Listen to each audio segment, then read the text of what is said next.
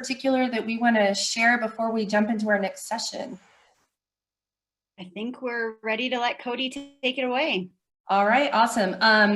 Just a quick note, Christy, I failed to mention this at the start. If you're interested in further background and reading about each one of our presenters today, there is a link for full bios. We're just doing a general name and institution introduction today. But again, a lot of really great folks who are around the table. So if you want to know more about them, check that out.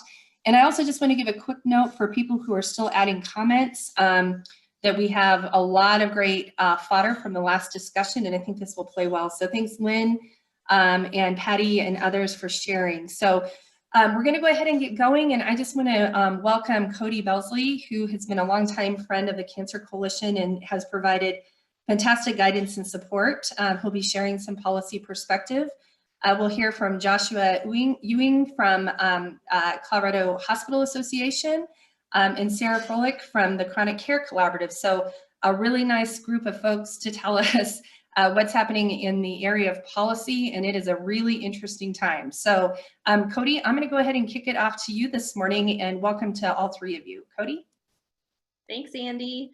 I believe I'm sharing my screen. Does it? Yes, we can see it. Okay, terrific. Well, thank you so much for the opportunity to join the Cancer Coalition. This is your 4th annual symposium, and you've been gracious enough to invite me 4 years in a row. So thank you for that. It always feels good to get invited back and to be among friends. I'm super excited to be joined by 2 of my colleagues who I think are incredibly smart and thoughtful and will provide terrific insights. Josh Ewing with the Hospital Association and Sarah Froelich with the Chronic Care Collaborative. Just to give you guys a sense of what to expect from this session, I'm going to do a presentation to sort of frame where we are with healthcare and health policy. For those of you who have joined us in the past, some of this will sound maybe a little bit familiar. But then what will be different this year is that we're going to engage in more conversation and discussion with Josh and Sarah to get some additional insight from the healthcare provider perspective, as well as sort of the consumer advocacy side of things. A couple of heads up for those of you in the audience, we will have a Zoom poll incorporated into the presentation early, so be on the lookout for that and be prepared to weigh in about your experience with public policy. And then we're really interested in hearing from you in the Q&A. So if you have questions, you're welcome to put them into the chat. And we'll have people monitoring the chat for those questions, or you can use your raise your hand function once we get a little further. I'm going to run through this slide deck, and then I'll stop sharing my screen so that I'll be better able to monitor the conversation, but we'll also be looking for help from Christy and our colleagues at the coalition to make sure that you all are interrupting me or flagging me down if you need me to do anything differently. So with that, housekeeping out of the way, I will go ahead and get started. I just wanted to start with why a public policy panel.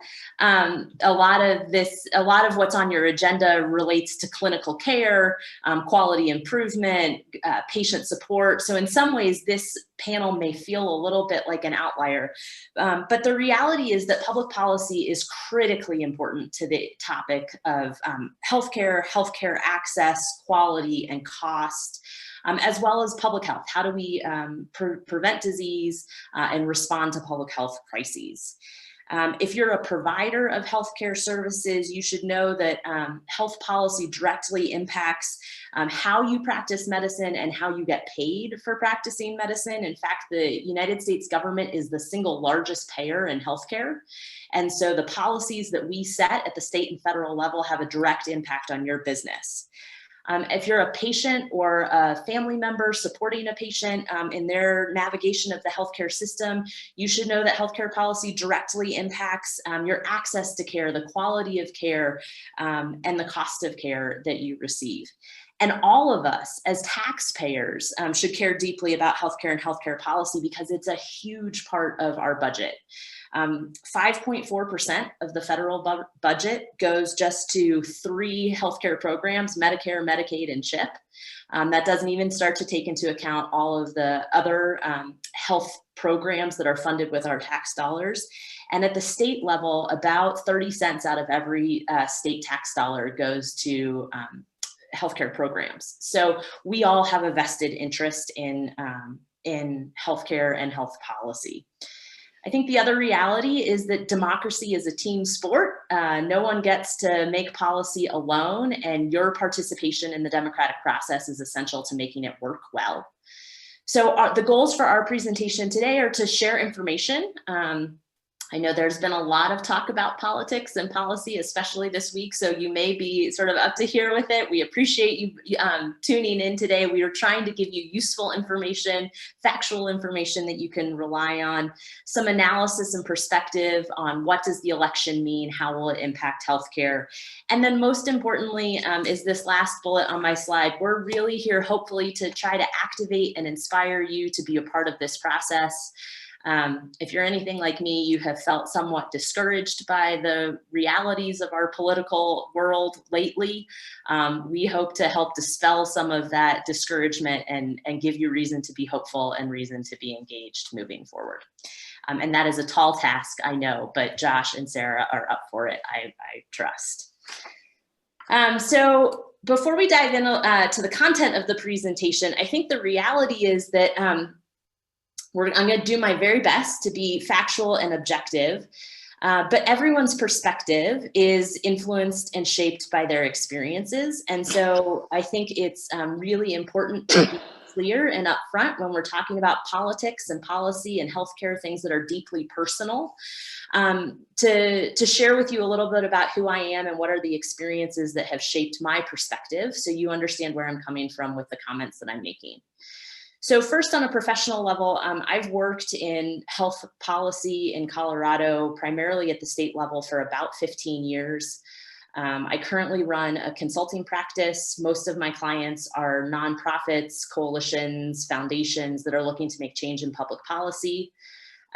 As of yesterday, I just ended a contract working on the Yes on EE, Proposition EE campaign, which is the statewide tobacco vape tax campaign. So that's the kind of work that I do, is around public policy change at the state level. I think equally important, though, is for you to know who I am as a person. I'm a registered Democrat, but I was raised by a long line of Republicans from Southern Ohio. So I understand and appreciate the need for bipartisanship and the need for understanding where the other side is coming from in these conversations. I'm also a mom. I have an 8-year-old and a 10-year-old at home, and our family purchases health insurance through the Connect for Health Colorado marketplace. We're very fortunate. Our nuclear family of 4 is very fortunate to be very healthy.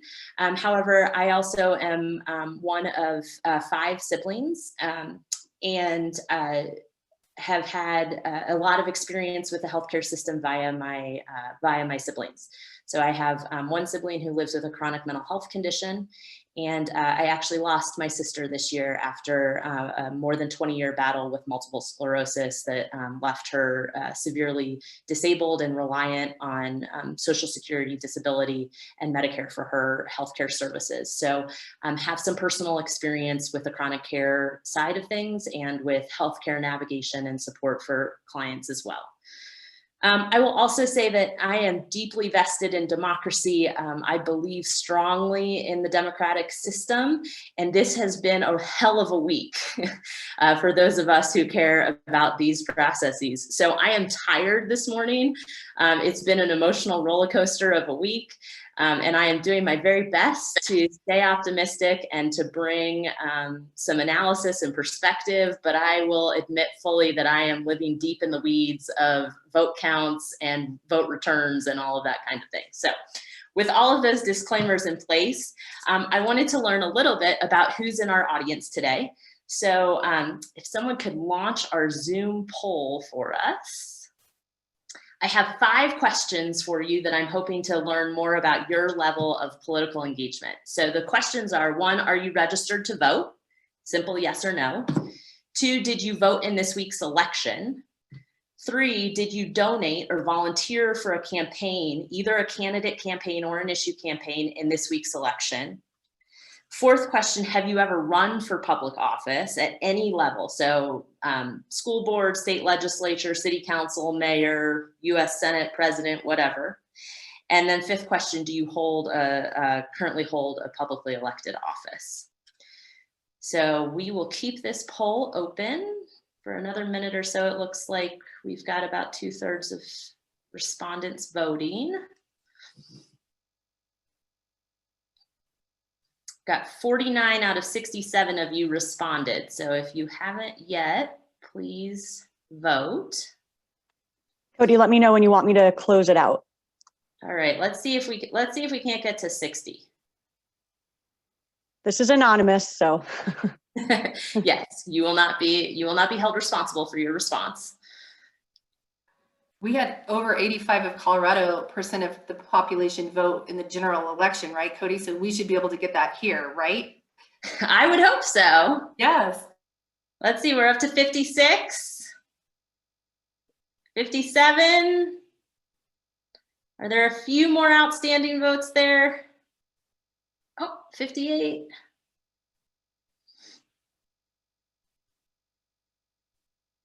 59, we're so close. Let's see if we can get one more vote into 60 so we can. All right, well, 86% of people voting is pretty good. So we'll close the poll and see where we ended up. 100% of you responded or registered to vote. That's fabulous.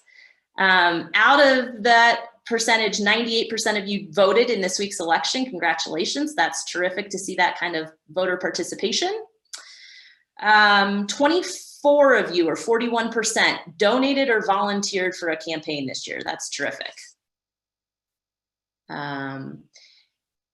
Only one of you have ever run for public office, and none of you currently hold office. So that's helpful. It's good to get some perspective. It seems like we have a pretty engaged audience. So thank you for playing along with my game. We can stop sharing the poll and move on.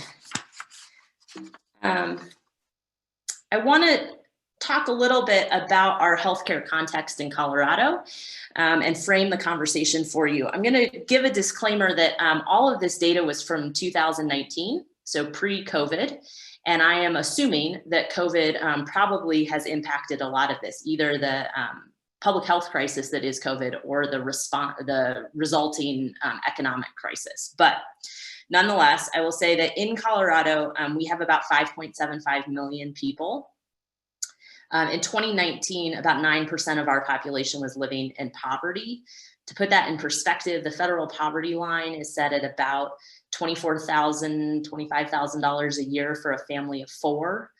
For most of us living on the Front Range, that is far from what is considered the self-sufficiency line, what it would actually cost to cover what you'd actually have to pay to cover the cost of housing, food, clothing, et cetera.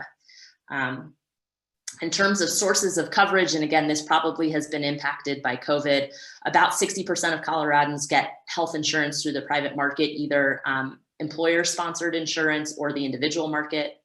About 33% of Coloradans receive public coverage, so Medicare, Medicaid, or CHIP.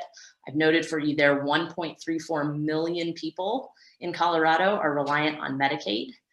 And about 6.5% of Coloradans are uninsured, or about 361,000 Coloradans. Again, I would assume that the economic impact of the COVID-related crisis will impact this data once we see it updated for 2020. I think the other thing that's really important to know about Colorado is that the health and wellness industry is a huge part of our economy. We've got about 315,000 Coloradans who work in the health and wellness industry, and that's separate and apart from the bioscience industry. So we are very dependent on healthcare as a part of Colorado's economic picture. I also wanted to share a little bit about our health policy context in Colorado. And again, this may be impacted by the COVID experience too. I think that's part of what Josh and Sarah can speak to, is what sort of changes they expect to see in our landscape resulting from the crisis. But for better or worse, historically, over the last 6 years, Colorado has really embraced the Affordable Care Act and this concept of a public-private approach to addressing health coverage. After the ACA was passed, Colorado was one of the states to embrace the Medicaid expansion and implement that in Colorado.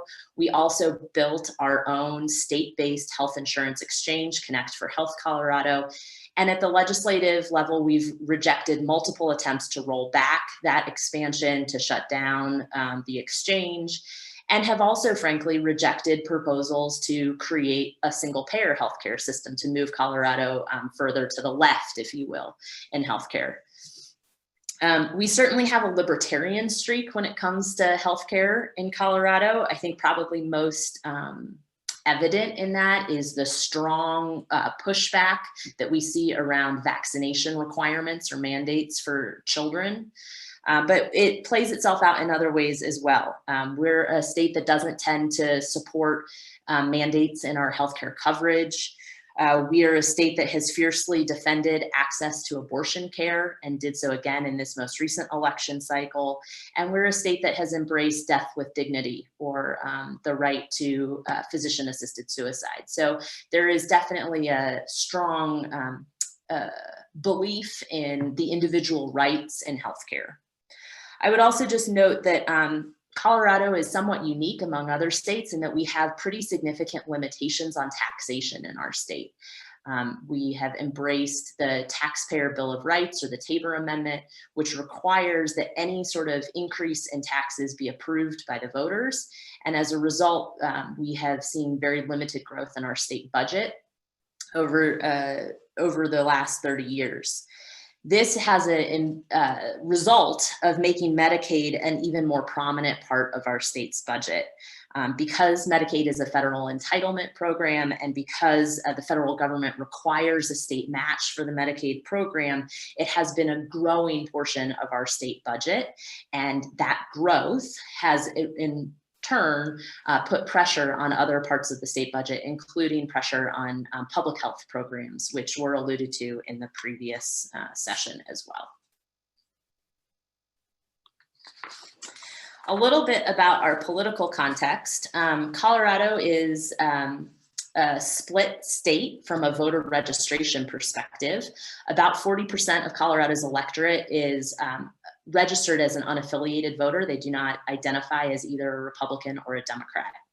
And then about 29% of Coloradans identify as Democrat, 28% identify as Republican. We are a very politically active state. In 2016, 72% of eligible voters voted in the presidential election, which put Colorado as a top 5 state for political participation. And as Andy just referenced in our poll, we shattered that record with the election this week. So as of yesterday afternoon, 3.3 million Coloradans had cast ballots. Out of 3.78 million active voters. So that would be a voter participation rate of 87% in this state, which is likely to put us as one of the top 2 states with the highest voter participation rates. I think that is something that we should celebrate. As I mentioned at the beginning of this process, democracy is a team sport. It only works when people engage and are part of it. So kudos and congratulations to all of you who voted in this election, and to your friends and neighbors as well.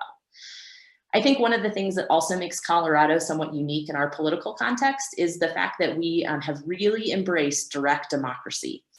So in addition to putting all of our tax questions on the ballot, we have also now started to ask voters to weigh in on everything from abortion care access to the reintroduction of gray wolves. If any of you are like me, you unpacked your 6-page ballot and got out your 120-page blue book and settled in for a long night of voting by the fireside with perhaps a stiff cocktail in hand as you tried to sort through all of these complicated questions. I clearly have a point of view about direct democracy. I think it's a real challenge for us, but again, for better or worse, regardless of what you think of it, it is clearly a baked in part of Colorado's political identity at this point.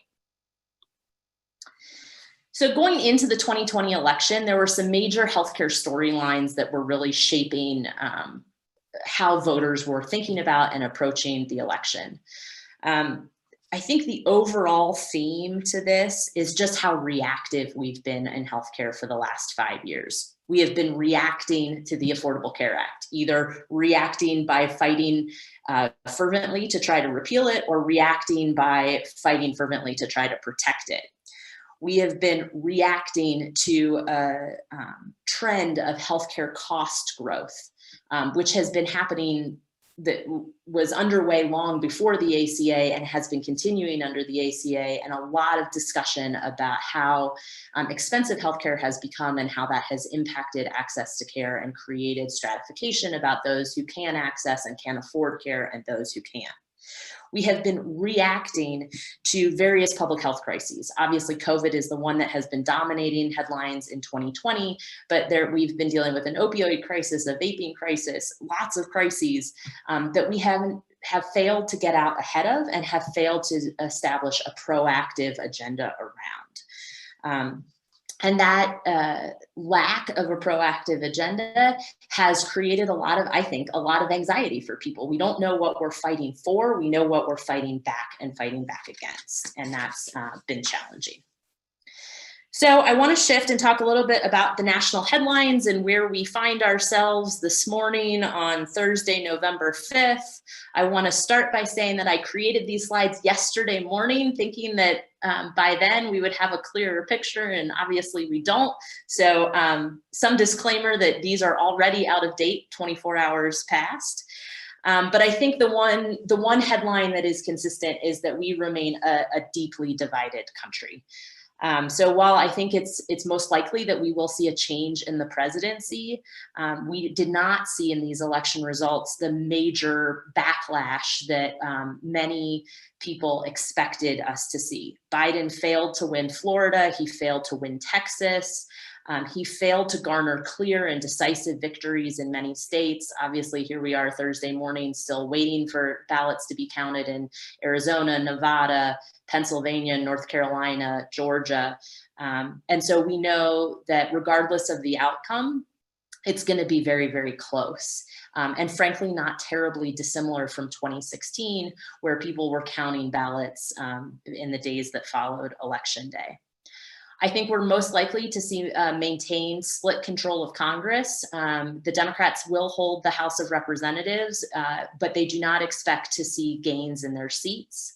And Republicans, it looks like, are likely to hold the Senate with Mitch McConnell returning as the Senate leader.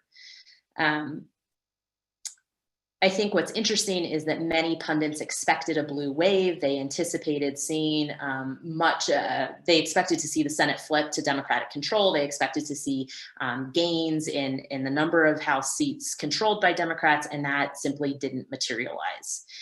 When you dig into the data, like I've been doing way too much over the last 2 days, you'll see there are really significant divides between our urban centers and our rural communities. If you are a geek like me and you like this kind of stuff, the Ohio map is fascinating to look at. The Nevada map is fascinating to look at. There are these pockets of blue around these major urban centers, and then there are large swaths of red. And so we are seeing a really significant urban and rural divide.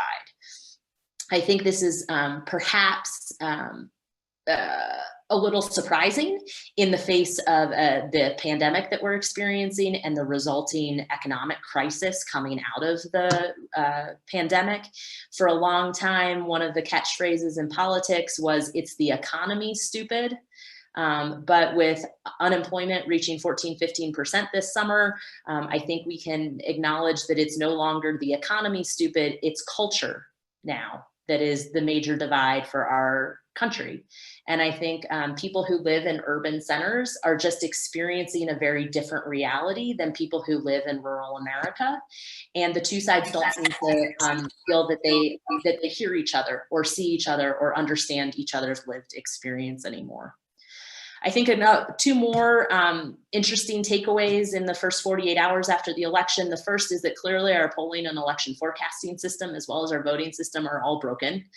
We need to really think about how we rebuild systems to try to anticipate election outcomes, and frankly, systems to allow for more timely voting and more accurate and quick counting of voting.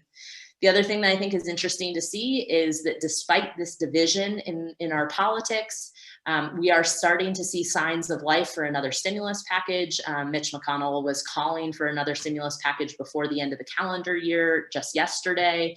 And the stock market seems to really be responding positively to split government.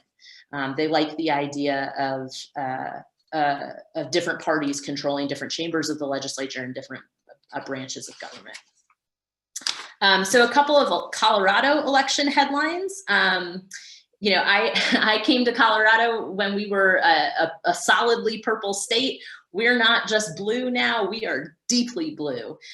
So this is the first time since 1936, the first time in 84 years that any single party has swept an election. And by that, I mean that now Democrats control every statewide office with the exception of one seat on the CU Board of Regents. The Democrats control both chambers of the state legislature.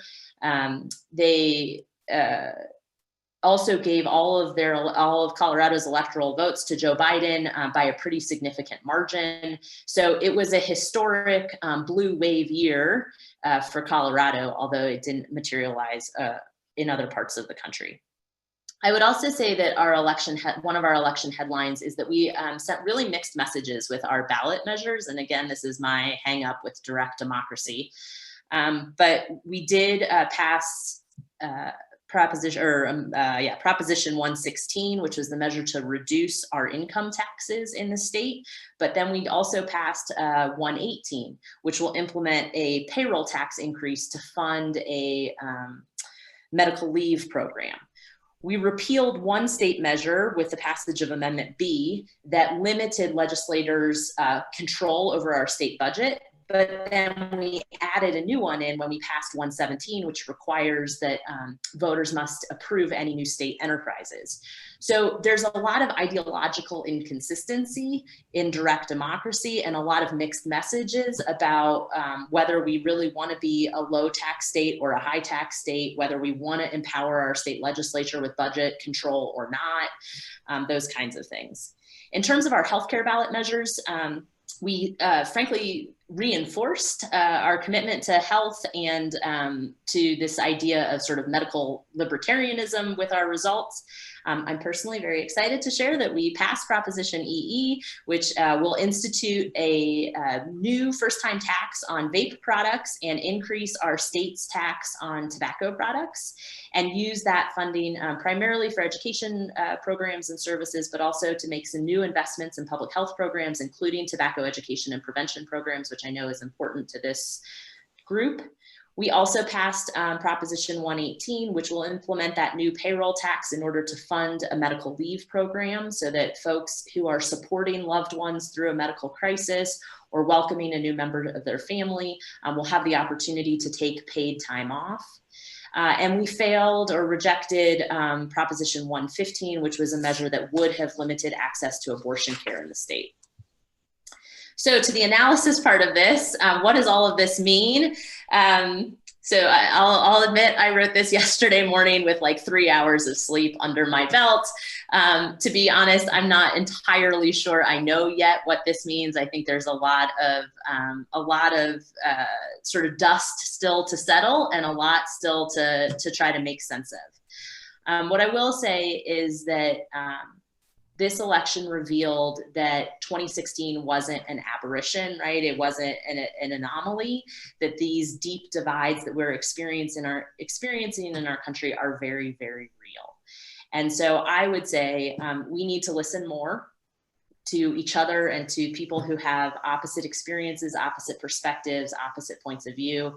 We need to stop yelling quite so much and stop trying to impose our will on others. And we need to try to find some common ground. So I wanted to identify some places where I think we can start in healthcare. And one is around maintaining protections for people with pre-existing conditions. Even though people still have very strongly held opinions about the Affordable Care Act, I will note that the Kaiser Family Foundation polling shows that the ACA still is garnering a majority of support among Americans, particularly Democrats and unaffiliated voters are supporting the ACA at 55 to 60%.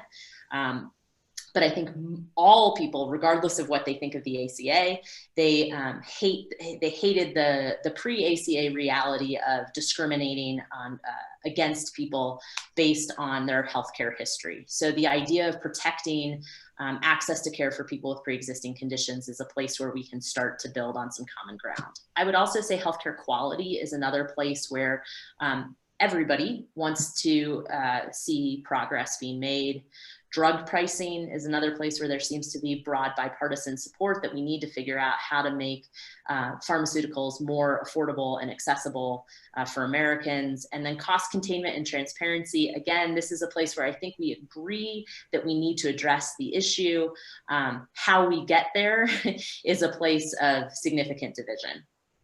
We have work to do in terms of implementing the ballot measures that were just passed. Proposition EE and 118 in particular are going to need dedicated attention and resources. In terms of Biden's health priorities and where he's likely to go from here, I think it's going to be really interesting to see. He campaigned. One of his most common lines used in his speeches was, "I am a proud Democrat, but I will be an American president." He has really positioned himself as being a unifier who's going to work to try to heal some of these divides and bring America together. And if that is truly his priority and the way he wants to govern, then I don't think healthcare is going to be at the top of his priority list. I think it is just such a divisive issue and such a place of disagreement that that's probably not where he's going to choose to spend his political capital early on. I do think he's going to focus on jobs and the economy and likely to focus on infrastructure, which is a bipartisan priority.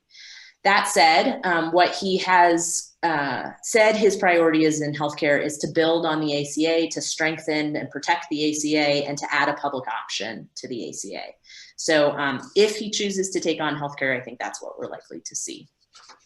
Regardless of who wins the election and how the dust settles, we are going to have to deal with the COVID vaccine, the development and approval of that vaccine, and then the distribution and uptake of that vaccine.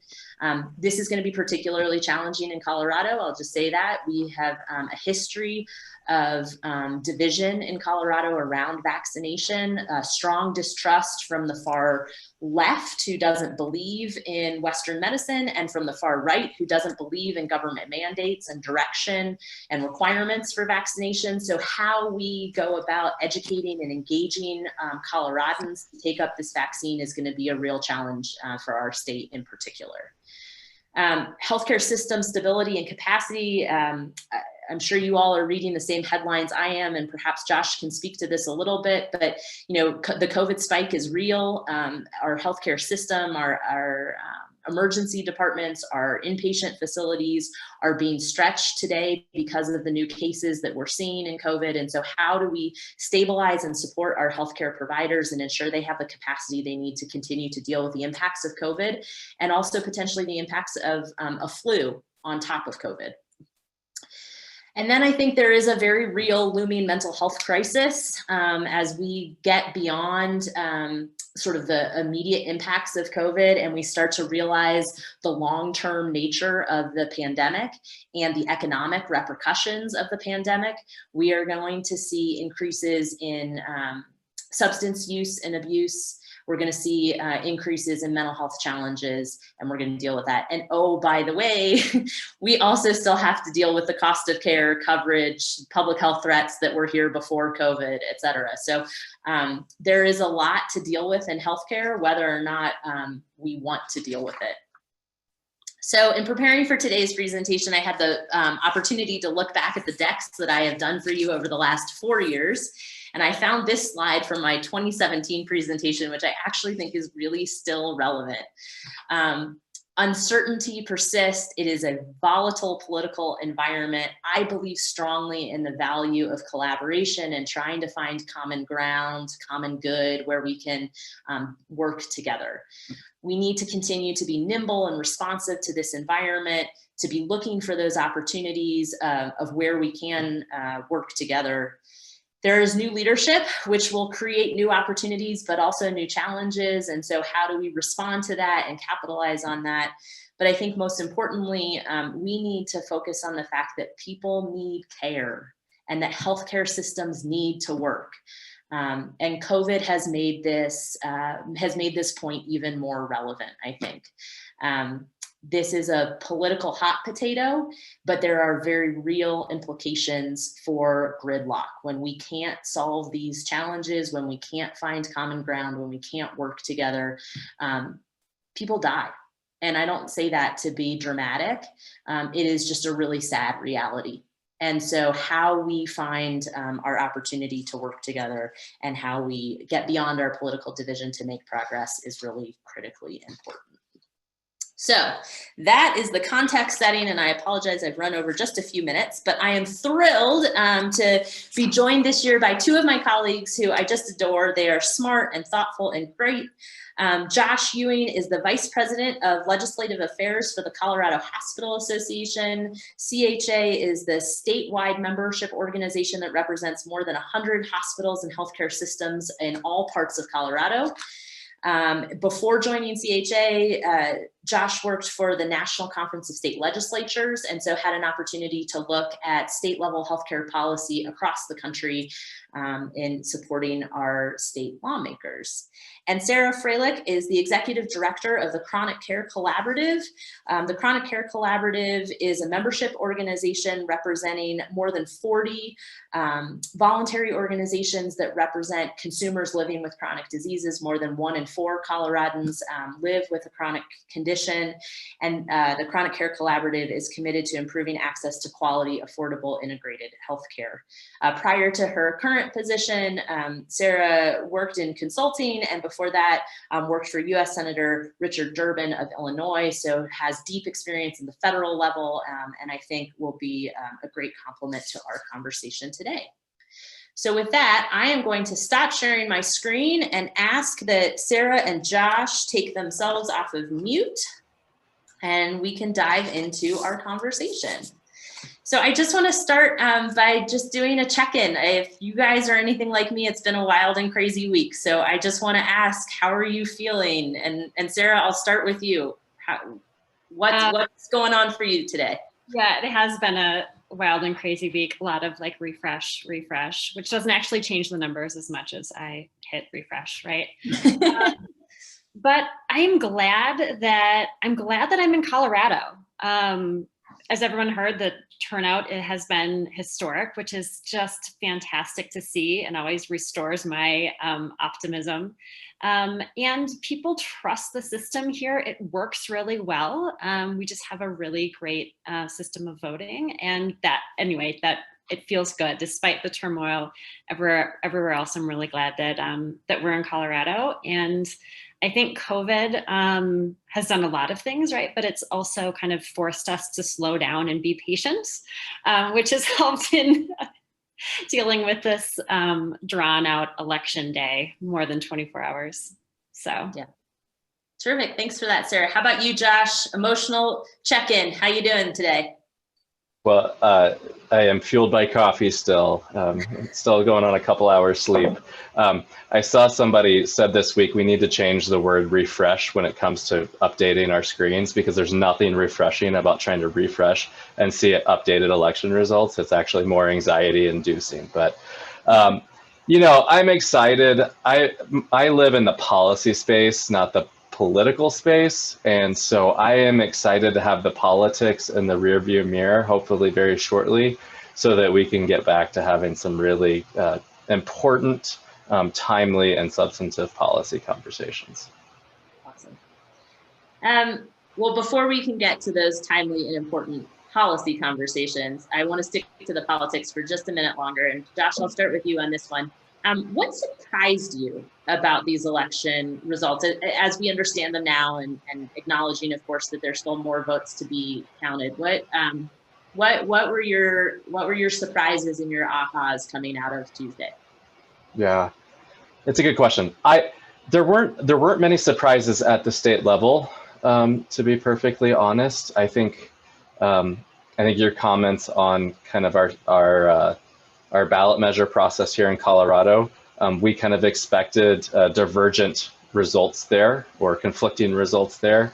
And we didn't expect a lot of changes at the state legislature. But I do think that if there's one big takeaway I've got right now, it's that by and large nationally, we didn't see a lot of change, whether it was in our federal elections, not a lot of change at the congressional level, but also state legislatures nationally.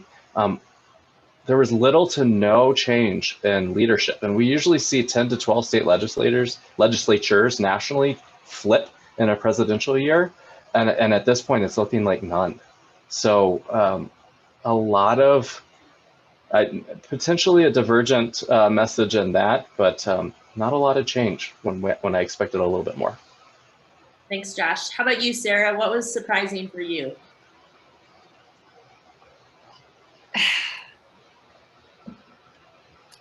So I was first surprised by an election, just totally caught off guard in 1998 when a professional wrestler became the governor of my home state, Minnesota.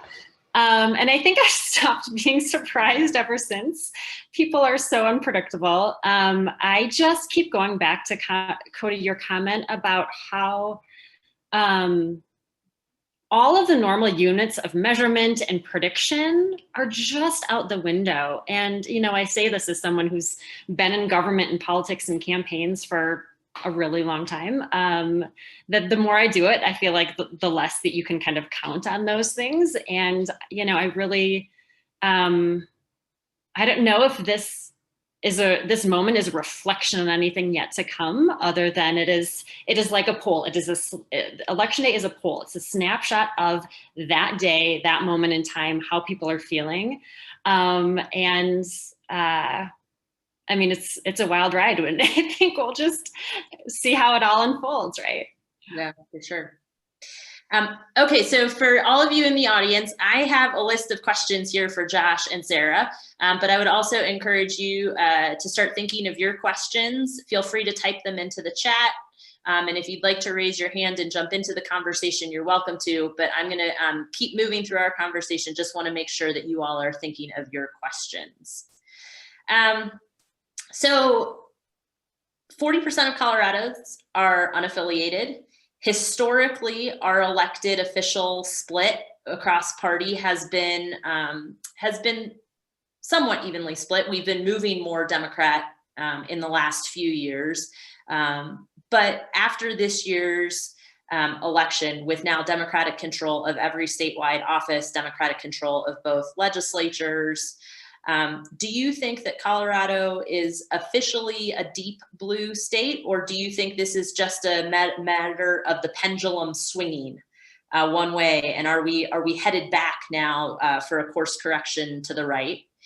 And to connect to Josh's interest in getting to the policy, I'm curious how the political outcomes change the tenor or the environment for the policy conversation to come. So I'm going to start this question with Sarah. Would love to get your thoughts on, are we truly blue now for good and forever, or what's the thought on that? And how do you think this political outcome shapes our policy reality for the next couple of years? Sure, great question. And I'll answer it in two buckets: one, voters; two, government. In terms of the voters, I'm not convinced that how much Trump lost by in Colorado is a reflection on how blue we are. I think it was a rejection of Trump, not necessarily a rejection on the Republican Party. So whether or not we'll be purple in a swing state down the road, TBD. In terms of government, you're absolutely right. We could not be more blue. And that really does have a elected officials will govern differently, and they'll have different opportunities, like you mentioned, Cody, to do some of those proactive policy priority things. The big caveat to that is that Colorado doesn't have a lot of money to do big proactive policy things. But I mean, I'm sure they're going to look for every window that they can to move their agenda forward. I was on mute, sorry. Before we switch over to Josh, just given that you've worked in Congress and have experience at the federal level, I'd really love to get your insights as to what, assuming we end up with a continued split Congress with Democrats in control of the House, but with the same or maybe even a more narrow margin of control in the House, and with Republicans continuing to control the Senate, what do you think those election results mean in terms of policy? Do you think we're doomed for continued gridlock, or do you think there will be a lot of gridlock? When I worked in the Senate, the threshold was 60 votes, and it's not anymore.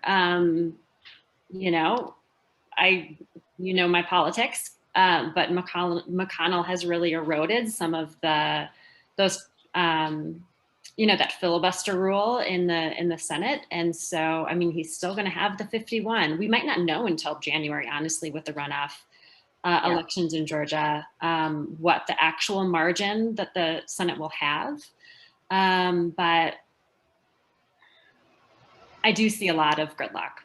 Yeah. And it's been a long time since they passed anything in a bipartisan way in the Senate. So I do think one of the things that maybe is interesting there, and this could just be the optimist in me, the glass half full kind of kid, right? But Joe Biden is a master of the Senate. He spent 40 years in the Senate, and he's worked with Mitch McConnell for years and years. So if there is a silver lining here, maybe some opportunity around job creation or around infrastructure is possible with someone in the White House who knows how the Senate works. Yeah. So yeah, I think you're absolutely right. And I mean, I think the last 4 years, both Trump and McConnell were very tunnel vision on, we just want to pass and improve, judges, and they did that. And so maybe they can move on and focus on other things. Maybe. We'll see. Josh, I'd love to get your thoughts, both about whether Colorado's swing to the left is here to stay, or whether you see us moving back towards purple anytime soon. And then also would love your thoughts and reflections, particularly around state level policy, about how Democratic control and increased margins of Democratic control in the state legislature changes the types of policies that we'll be talking about. Yeah. I'm with Sarah. I'm not convinced we're a deep blue state yet. I'd say we're a bluish shade of purple. I think you made a comment earlier, Cody, about we've been very reactionary. And I think some of our electoral results, not just here in Colorado, but nationally, have reflected that. And so I do think that pendulum will swing back a little bit. I think we'll stay on the blue side. I mean, I think the demographic changes we've seen over the last decade in Colorado are hard to argue with. I think we will largely be Democratic. But that 40% of independents that you showed on the screen earlier, they still like to split tickets. Polling consistently shows that they tend to be more moderate on particularly things like ballot measures and large-scale policy changes. And that applies to a lot of what we've talked about in the health policy space. As far as how it drills down to state-level policy, I think the reactionary message continues, right? There was a lot of unease, a lot of concern with a Trump administration coming in January of 2017 around what would the future of the Affordable Care Act look like? What would those protections for pre-existing conditions look like? And we saw that, again, not just in Colorado, but kind of nationally, where state legislatures stepping up to try and either cement what they could at the state level or pushing maybe more aggressive health policies at the state level than you would normally see. I think if Biden holds out and wins the election, that eases some of that concern. But if Mitch McConnell is still majority leader in the Senate in January, which it looks like he will be, I don't know how much that pressure that our elected officials here feel, or that concern that voters feel, will be really tamped down. But the challenge is that the policy levers available to us at the state level just aren't the same as they are at the federal level. And so while I think while well-intentioned and kind of the right conversations to be having, a lot of what we've been talking about at the state level creates a lot of unintended consequences if you can only capture certain segments of the healthcare system or health insurance markets. It creates kind of balloons where you squeeze one side and it comes out over here. So I think that will change. So the last thing I'll throw in, and then I promise I'll stop rambling, is we have redistricting coming up. Every 10 years, we redistrict. Voters in Colorado a couple years ago passed measures to change how we do redistricting, making it far less of a partisan process. And I think part of what we'll see is specifically in the state house, but potentially in the state Senate as well, some of those numbers start evening back out. So right now, Democrats are looking to head into 2021, maintaining a 41-24 margin. I don't think that holds at that level. I think Democrats will still hold the majority, but it's going to shrink after redistricting. That's great. So we're getting some good questions in the chat. I want to pick up Andy's question and share it particularly for you, Josh, to get some feedback. Andy asked, we had some good conversation this morning about budgets and policy and how we can ensure cancer prevention and control gets the support we need for direct care and mental health. Any insight about current policy and future potential for us to keep cancer funding on the radar? I just want to note the budget situation, again, this sort of inconsistency from voters. We voted to reduce our income tax in Colorado, which will reduce revenue to the state budget, which will increase pressure on the state budget. We then also voted to repeal the Gallagher Amendment, which should create some greater flexibility for state legislators in setting the budget, but then voted to require a vote of the people when passing enterprises, which are used as tools to create some more budget flexibility. So some very strange inconsistencies in terms of what we heard from voters. Josh, sort of insights from you about how the state budget debate is going to frame up in 2021, and your insights or thoughts about how cancer advocates can most effectively fight for funding for prevention efforts and treatment? It's a great question, and I will be fully clear. This is my top two priorities this year is the budget. We're in a much better situation than we were just a few months ago, as most of the folks on this at this meeting understand. Like, we were facing a $3.3 billion budget gap in May and June of last year. Our situation has dramatically improved. The governor's budget letter came out this week, showing before additional priorities were added in around about a $300 million gap. That is a huge swing. But then there was the governor included a fairly sizable stimulus package as a part of his budget request, totaling about $1.3 billion, bringing that budget gap to 1.6 if that's the path we're to head down. Obviously, the governor's budget request is just a starting point, and the Joint Budget Committee will dig in and start doing their own work. I think for me, and where I'm focusing some of my conversations right now is we went through a lot of cuts last year. Hospitals gave about a little over $200 million to the general fund last year to help close that budget gap. Providers across the board took a 1% provider rate cut.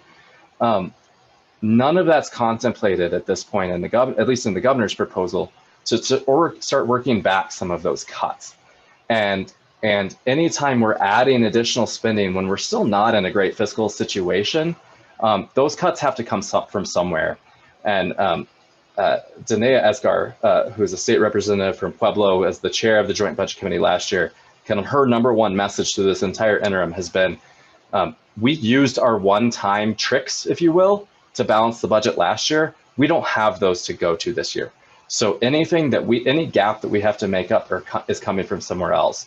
So I think my advice for this group, how to keep cancer care front and center, how to kind of frame the budget conversation heading into the 2021 legislative session, is we need to get back to baseline and identify our key priorities that are not going to have detrimental impacts going forward. We've seen a lot of folks delaying care or not continuing ongoing treatments that's having adverse impacts to their health, and then downstream to our healthcare system more broadly. We need to stop that tide before we're considering new additional priorities. I will say too, I'll just add to that real quickly that I think it was a win that you didn't have to invoke the fiscal emergency clause from Amendment 35.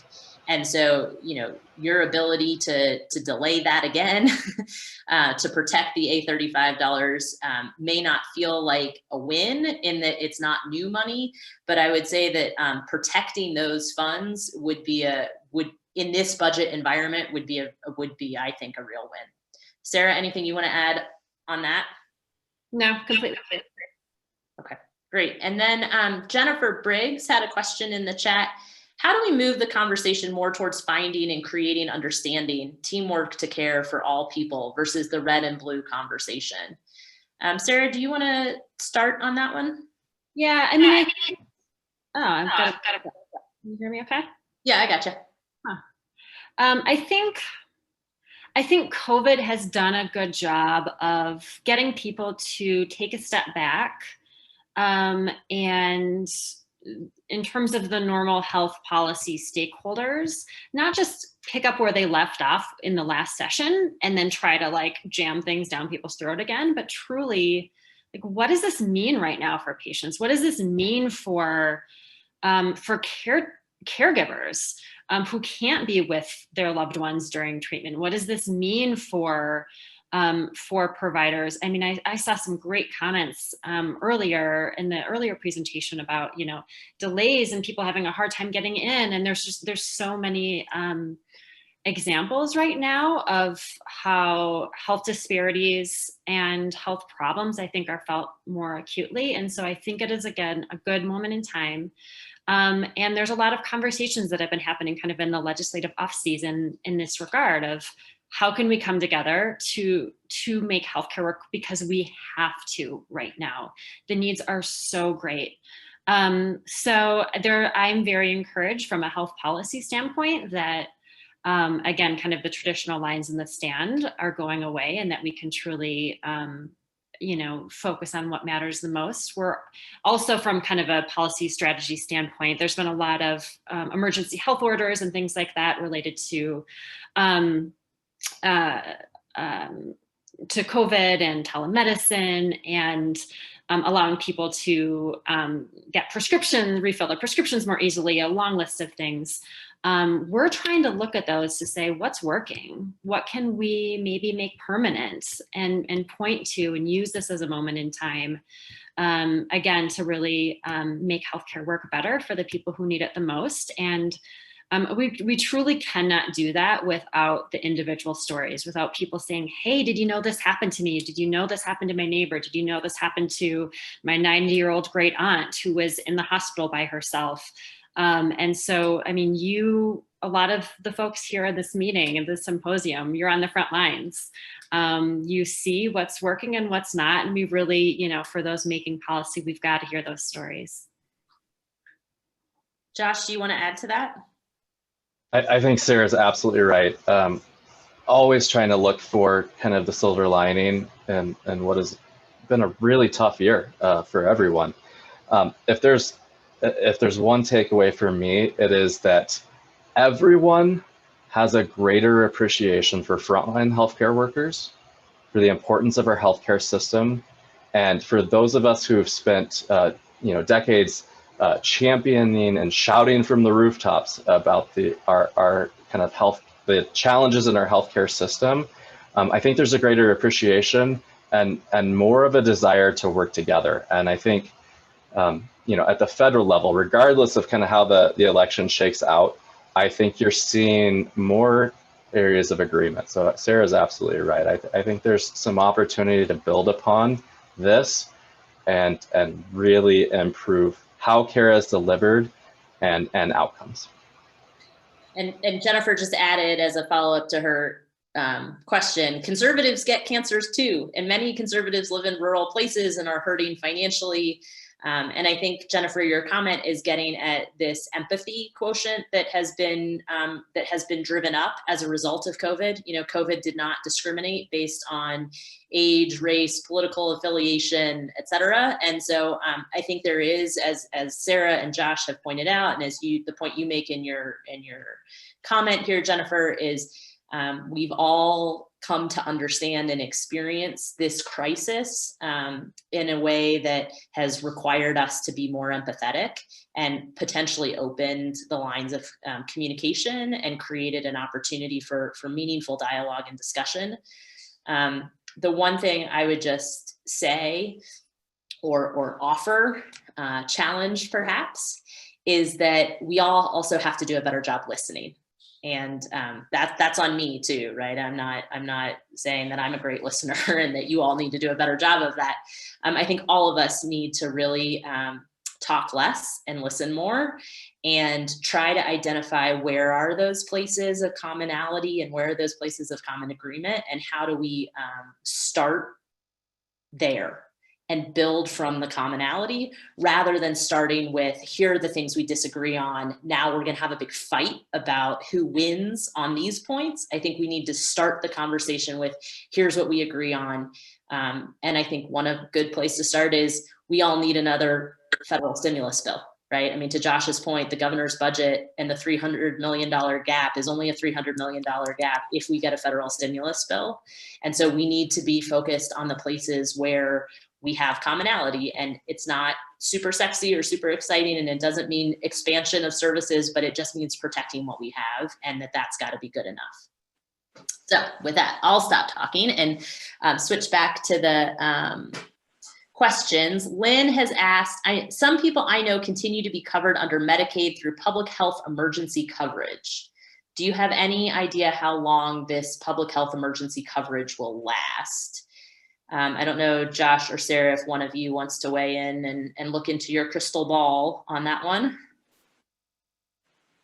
So the emergency coverage runs through the end of the quarter in which the public health emergency declaration ends. So right now we're extended through into January. I think it's January 2021, something like that.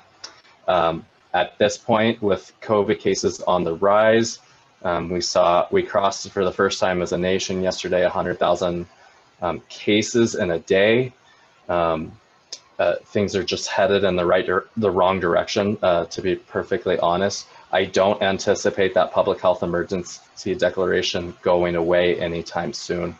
So I would anticipate at least through mid-year next year. Sarah, anything you want to add to that? You're hearing the same stuff. Okay. Nancy Farrow Epic Experience, sorry, I was trying to read the name, also points out that neither party wants to get rid of covering pre-existing conditions. I think you're right on that, Nancy. That's another place of commonality I think that we can build upon and try to make some progress around. Andy noted in her comment, I'm just scrolling back up to make sure I haven't missed anything. Andy comments that in the earlier session today, we talked about rural health, the vulnerability, particularly of rural healthcare hospitals and clinics. Josh, maybe you could speak just a little bit as a statewide organization that represents more than 100 hospitals and healthcare systems across the state. What are some of the differences that you're hearing in terms of priority, and what are some of the commonalities that you're hearing in terms of priorities across your members? And specifically, Andy's curious, are there things that, any specific opportunities for advocacy to help support access in our rural communities? It's a great question.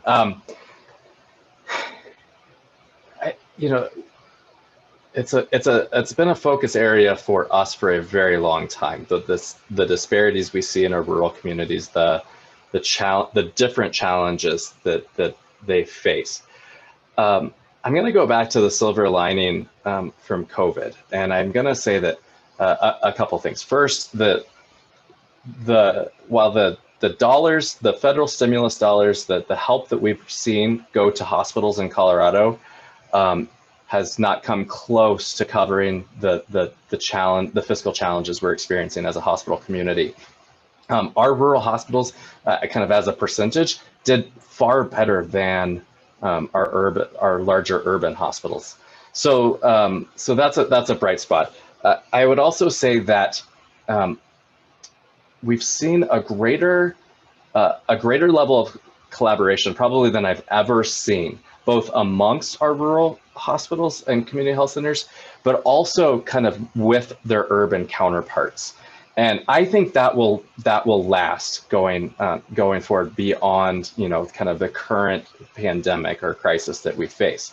The opportunities for advocacy, there's been a greater degree of flexibility that's been provided to our providers throughout this crisis. Telehealth being one that I heard you all talking a little bit about earlier today, but we need to identify those and make sure that we are kind of permanently creating that flexibility so that we can maintain that level and frankly increase the capacity of the care delivery systems in those communities. And it's something that I think, to your point, Cody, around commonalities, that kind of bridge partisan divides, that's going to be one of them.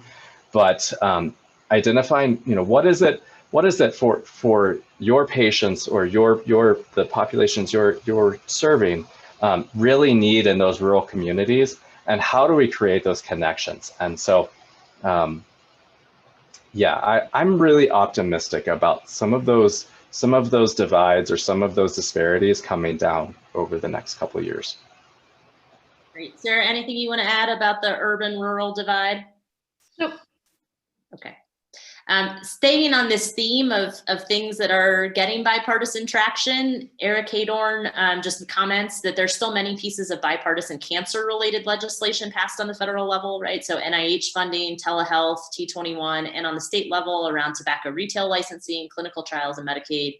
So while things still stay partisan, some things in healthcare still stay partisan, there is much being done across the aisle, which I think you're absolutely right, Eric. And I think those are the pieces of commonality to build on. I think one thing that I would just comment from my years of work is the opportunity to cultivate champions in the legislature and among elected officials, right? So people like to win. I mean, I hate to say that, right? But like, if you run for public office, you're competitive by nature and you like to win. So if you can have a win on telehealth or on T21 or on tobacco retail licensing, that feels good. And you feel invested in the success of the advocates and the stakeholders who worked with you. So then I think it becomes incumbent on those advocates and stakeholders to sort of bring elected officials along, right? Help them to say, hey, that success we had on this thing that was bipartisan and a fairly easy lift, don't you want to now work with us on the next step, take on the thing that might be a little less consensus oriented or that might have a bigger fiscal note, and do that work with us? Investing in long-term relationships, cultivating those champions and helping to bring people along is a key part of, I think, an effective advocacy strategy. And I don't know, Sarah, if you want to comment a little bit about how consumer advocates can help with that champion cultivation and bringing their elected officials along. Yeah, no, it's a great point. And thanks for the question, because I think it is the most important thing that I want everyone in this, in this room, in this Zoom, to take away, is that there is no wrong time to contact your elected official. There is no wrong time to share your story, to develop those relationships. It is, it is a win-win opportunity from an organization standpoint or your cause. It's champion cultivation, like Cody was talking about, getting them to learn about your issue. But it's also, from their perspective, they want to know the issues of their constituents. They want to know the stories, the barriers to access. I mean, it is what they will remember the most and be most passionate about if they have a story, a personal story to identify with an issue. And two quick examples. A couple years ago, I got a call from a nurse with the Metro Denver Oncology Nursing Society, and they were having a hard time enrolling one of their Medicaid cancer patients in a clinical trial.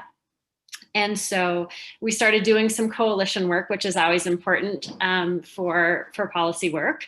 We contacted Diane Primavera, who at the time was at Komen, and she had sponsored a bill in the state legislature when she was a state rep a few years ago. And her first thought was, I thought we took care of this.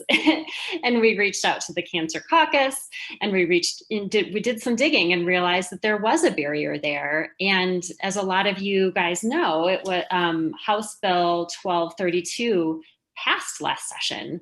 It was a bill to make sure that there weren't any barriers for people in Medicaid to receive clinical trials. And that all started with an oncology nurse saying, hey, this patient isn't getting what they need.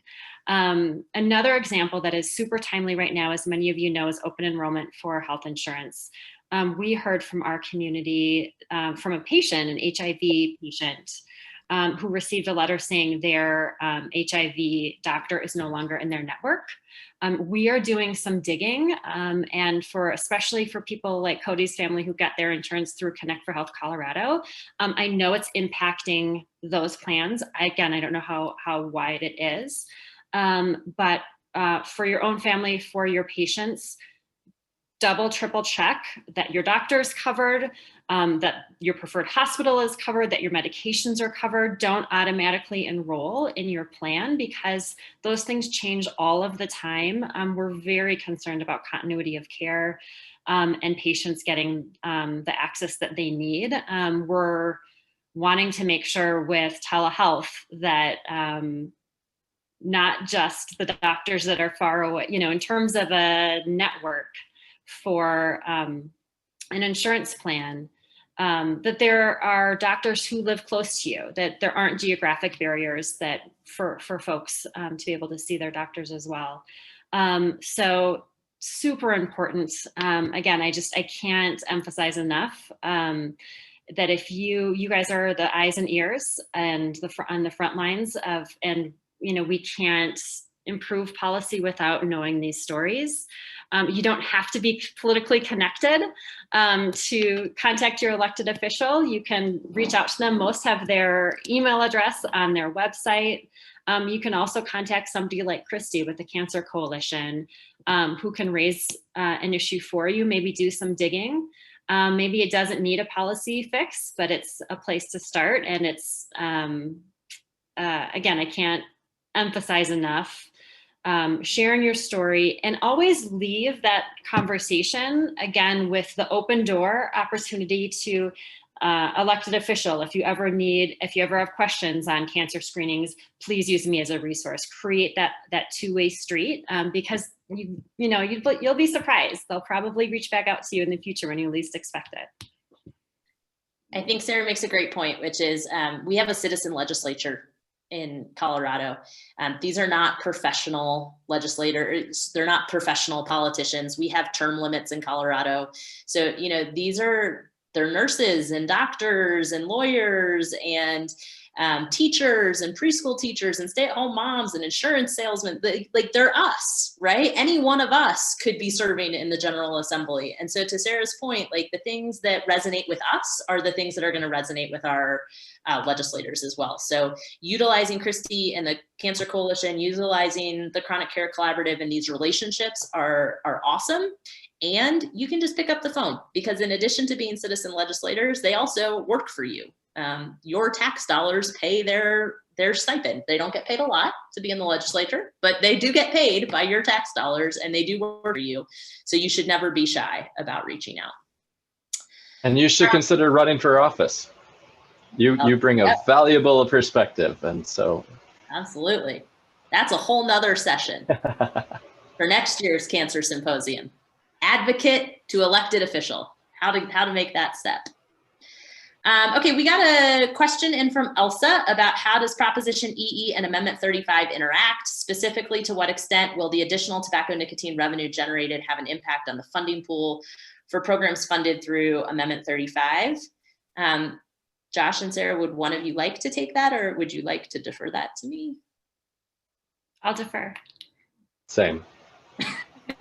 Okay, so I have had the privilege of getting to work on both Amendment 35 and Proposition EE, and I'm so excited that we have this opportunity and this new dedicated funding. Thank you, Colorado voters who voted for it. It's super exciting. So Amendment 35 was passed in 2004, and it created buckets of revenue for a variety of purposes. Two that are directly relevant, or most directly relevant to this conversation. There was the Tobacco Cessation and Control Funds at CDPHE, and then there was the chronic disease funding at CDPHE. Proposition EE, which was just passed, has two components related to Amendment 35. One is called the hold harmless provision. So when you increase the tax on tobacco products, you see a corresponding decrease in their consumption, which is a good thing. That is the primary public health benefit of increasing taxes on these products. But when you decrease consumption, you also decrease the tax revenue that is generated by the sale of those products. And so the first part of the first part of Proposition EE money that relates to Amendment 35 is the hold harmless money. So the fiscal and analysis from the state legislature was able to project and say, okay, we think that consumption is going to drop off this much, and that would result in a corresponding decrease of Amendment 35 revenue. And so we need to carve out this portion of money from Proposition EE to fund the programs and services currently funded by Amendment 35 to make sure they're not penalized by the decreasing consumption of these products. So that's the first bucket of EE money. And the good news for you is that that applies both to the tobacco cessation and prevention funding at CDPHE and the Amendment 35 chronic disease programs funded. So Proposition EE will, should, in theory, continue to provide steady source of funding so that you don't see a decline in revenue associated with a decline in consumption for all of those products. Second thing that Proposition EE does is beginning in 2024, it invests new money in tobacco prevention and cessation programs. So not the chronic disease funding at CDPHE, but the tobacco prevention and cessation. So when fully implemented, it will be $20 million a year of new funding for tobacco education, prevention, and cessation programs. That includes things like the Quit Line. So that's new money in addition to what Amendment 35 already does. A little confusing, a little technical, but that's the story. Anything, Josh or Sarah, you want to add to that comment? Okay, terrific.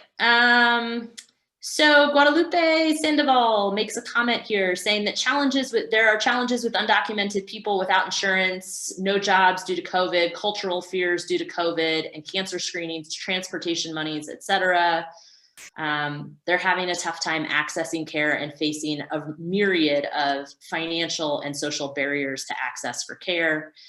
Josh, Sarah, do you want to speak a little bit to how immigration policy and health policy collide, and what you see maybe as opportunities for addressing some of these barriers to access for care for an undocumented population, and even frankly a legally residing immigrant population who is concerned about interacting with government institutions at this point? Josh, you're nodding, so maybe I'll put you on the hot seat first. It's a fantastic question. I think especially around, for instance, the public charge conversation we've seen over the past couple of years, it's really discouraged folks from seeking care. We at least as a hospital community, have been working collaboratively with community organizations, community partners, in an attempt to try and create hospitals as a safe space and message that out through trusted messengers, and really keep the focus on health. I think some of the changes we're likely to see at the federal level will hopefully cut down on some of the fear that exists there, but we have a long way to go, frankly, to just create both a culturally competent healthcare system and one that reaches into communities that are disproportionately affected by coverage and access issues, and that just have a natural distrust. I don't have a good answer right now, but I think it is a high priority, and I think conversations that are happening now around health equity and creating a more equitable healthcare delivery system are the right ones.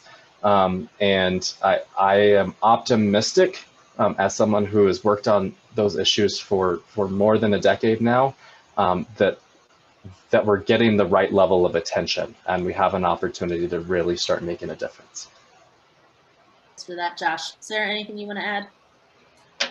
I agree. I think the needs are so great, and it is the opportunity, I think, is now. The cry for improving health equity and reducing health disparities is very loud, as it should be. And for a policymaker, if in my opinion only, if you want to do something in terms of a healthcare bill, healthcare policy, it needs to be through the lens of COVID or health equity. I think that is the kind of public cry that I am hearing everywhere I go, personally and professionally. And I think it's a great time to do something about it. I'm going to take off my moderator hat for just a second and jump in with 2 additional thoughts on this piece. I think sometimes when issues get to be really big, they feel overwhelming and they feel like we can't take them on, right? And so barriers to access for care for the immigrant population seem so big, it's really hard to tackle. I would say this is actually this is a place where we need specific opportunities, and we get those through frontline workers who are interacting with patients who are experiencing these barriers. So to the extent that you can identify a specific story, right? Meet Sarah. Sarah's an undocumented immigrant in Denver. She has 3 kids who are US citizens. She's scared to get her US citizen children enrolled in Medicaid or CHIP. I need resources to help Sarah, right? Like, that is something we can tackle. Yep. that is specific and concrete. Or whatever the story may be, finding ways to make it less big and amorphous and make it more specific and actionable is a really important strategy piece of that. The other thing I would say is I think this is another place where we need to create lines of trusted communication, because there is so much misinformation and so much distrust based on bad information that has, and again, I'll show my biases, I think been really perpetuated and exacerbated in the last 4 years, that we need to turn down the heat on the situation. And we can do that. We can stop some of the hostility by re-engaging in civil discourse and talking about things based on facts and with compassion and with dignity, instead of screaming at each other through bullhorns using non-factual information. So apologize for my soapbox, but I think it's really essential that we all look for ways to create those opportunities for civil discourse and really look to this election as maybe an opportunity to try to re-engage in that way. So we have 2 minutes left. I have 2 minutes left, and I want to take my moderator prerogative for just a second to ask the last question of each of our presenters before we finish. In the spirit of being hopeful and optimistic, my last question to you is, what is the one thing that, sitting here Thursday, 48 hours after the election, what are you optimistic about? What is filling you with a sense of hope? What do you see as actionable and hopeful moving forward? And Sarah, you're not on mute, so I'm going to make you go first. All right. Really quick, 2 things from a health policy standpoint that make me hopeful. increased awareness on the needs and challenges of caregivers. It's been a priority of ours at the Chronic Care Collaborative for a long time. And the other area that I think the increased awareness on mental health needs is also, I think, going to be just really healthy to recognize and improve from an individual level, but also from a global health policy level as well. And so I'm really hopeful that we can make health improvements in both of those areas for caregivers and mental health. Great. Josh, final word to you, my friend, something that's hopeful and optimistic.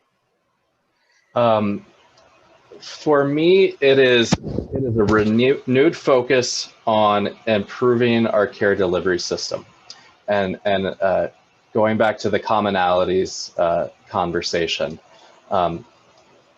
A lot of it's gotten drowned out by the political kind of debates happening and the elections.